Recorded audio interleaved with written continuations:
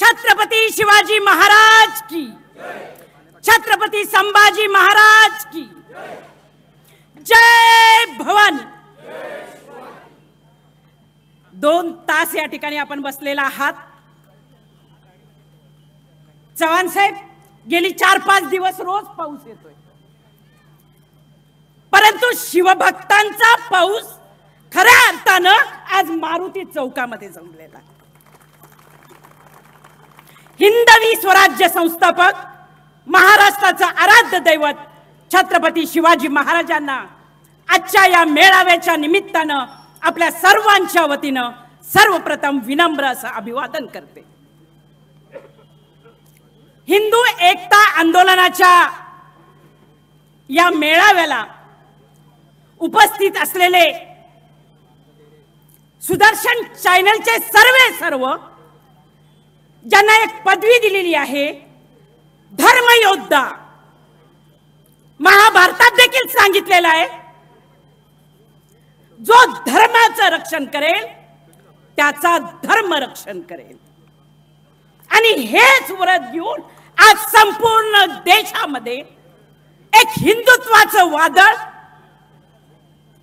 हिंदुत्वाबद्दल जागृती करण्याचं काम कोण करत आहेत तर ते म्हणजे सुरेशजी चव्हाण साहेब। त्यांचं मी आपल्या सगळ्यांच्या वतीने मनपूर्वक स्वागत करते। आज या ठिकाणी उपस्थित असलेले आपले भारतीय जनता पार्टीचे आमदार, फायर ब्रँड नेते, तरुण तडफदार नेते आमदार गोपीचंदी पडळकर हे अध्यक्ष म्हणून लाभलेले आहेत, त्यांचं देखील मी या ठिकाणी स्वागत करते।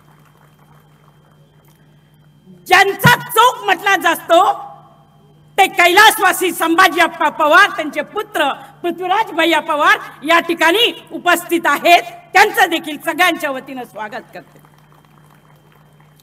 वेळ झालेला आहे, सगळ्यांचं स्वागत करत नाही, पण ह्या सगळ्यांच्या वतीनं हा कार्यक्रम होतोय।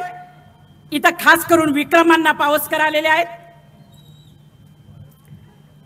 या ठिकाणी मला सांगायचं आहे, समोर छत्रपती शिवाजी महाराजांचा पुतळा दिसतोय, त्याच्या समोर आपण बसलेलो आहोत। हिंदू एकता आंदोलन ही संघटना माजी आमदार नितीन शिंदे ज्याचे प्रदेश अध्यक्ष आहे।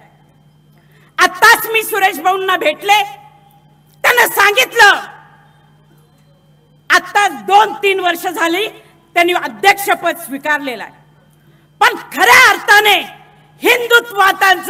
हिंदुत्वावर जेव्हा घाला पडतो तेव्हा रस्त्यावर येणारा एक कार्यकर्ता म्हणून, जरी राजकारणात असला, नवरा म्हणून सांगत नाही तर एक व्यक्ती म्हणून सांगते, ते म्हणजे नितीन राजेश शिंदे।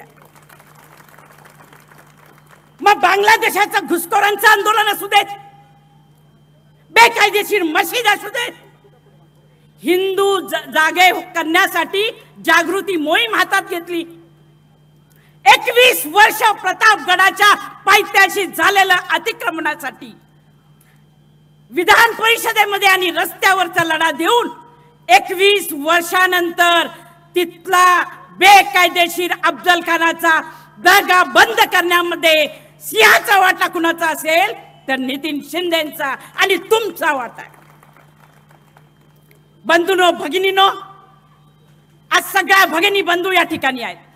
आज पाडवा आहे, हिंदू धर्माचा आपला सण आहे, नवीन वर्षाची सुरुवात झालेली आहे।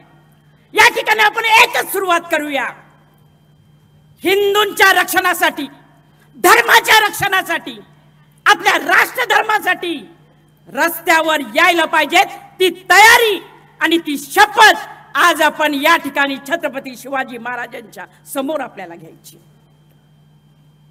कालच छत्रपती संभाजी महाराज यांच्या 40 दिवस बलिदानासाठी अनेक आमचे शिवभक्त पूजा करत होते।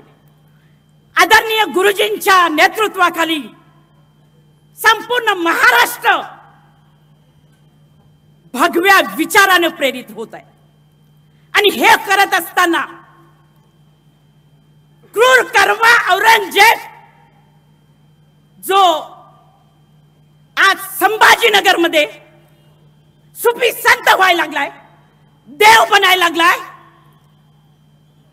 त्या औरंगजेबचं नामोनिशान आपल्या परमपवित्र महाराष्ट्रामध्ये असता कामा नये असं आंदोलन पहिला कोणी केलं तर हिंदू एकता आंदोलनाने केलं. तर अशा अनेक गोष्टी आपण बोलू शकतो. आज आपण ऐकायला आलेलो आहेत कुणाला तर सुरेश भाऊंना, एक असं व्यक्तिमत्व जे महाराष्ट्रात जन्माला आलाय. आपण म्हणतो दिल्लीहून आलेत, दिल्लीहून आलेत, पण आमचे भाऊ महाराष्ट्रातून दिल्लीला गेलेले आणि त्या दिल्लीवर राज्य करतायत. आपण म्हणतो तख्त राखवतो मराठी. का म्हणतो आपण? खऱ्या अर्थानं शिर्डी मधला एक तरुण, तुमच्यासारखा तरुण दिल्लीला जातो, आपलं स्वतःचं चॅनल काढतो आणि फक्त चॅनल काढत नाही तर प्रकार हिंदुत्व, हिंदुस्तान काय, खरा हिंदुस्तान काय, खरी बातमी काय, ती न घाबरता लोकांसमोर प्रस्तुत करणारं एकमेव चॅनल म्हणजे सुदर्शन चॅनल आहे. 2000 FRI दाखल आहेत त्यांच्यावर, 2000. पण कशालाही भीक घातली नाही, लढतायत, जागृती करतायत. सुरेश भाऊ तुमच्या मध्ये यात्रा निघाली होती, शिवप्रेरणा यात्रा. तरुणांना तुम्ही एक जागृती केली, महिलांना जागृती केली आणि अशा पद्धतीनं महाराष्ट्राचं एक नेतृत्व दिल्लीत आहे. वैशिष्ट्य सांगते स्वतःचं विमान असणारी ही व्यक्ती. म्हणजे बघा महाराष्ट्रातला तरुण काय करतो, तीच प्रेरणा तुम्हाला घ्यायची आहे. कशासाठी आपलं आयुष्य व्यस्त आहे तर हिंदुत्वासाठी व्यस्त आहेत आणि ती व्यक्ती आज आपल्याला प्रमुख वक्ते म्हणून लाभलेले आहेत. आपलं भाग्य आहे. आपल्या सगळ्यांच्या वतीनं त्यांचं मनपूर्वक स्वागत करते आणि नवीन वर्षाच्या तुम्हाला लाख लाख शुभेच्छा देते. जय हिंद, जय महाराष्ट्र. धन्यवाद. सन्माननीय रणरागिणी ॲडव्होकेट स्वातीताई शिंदे यांच्या तडफदार आपल्या मेळाव्याच्या भाषणानंतर हिंदू एकता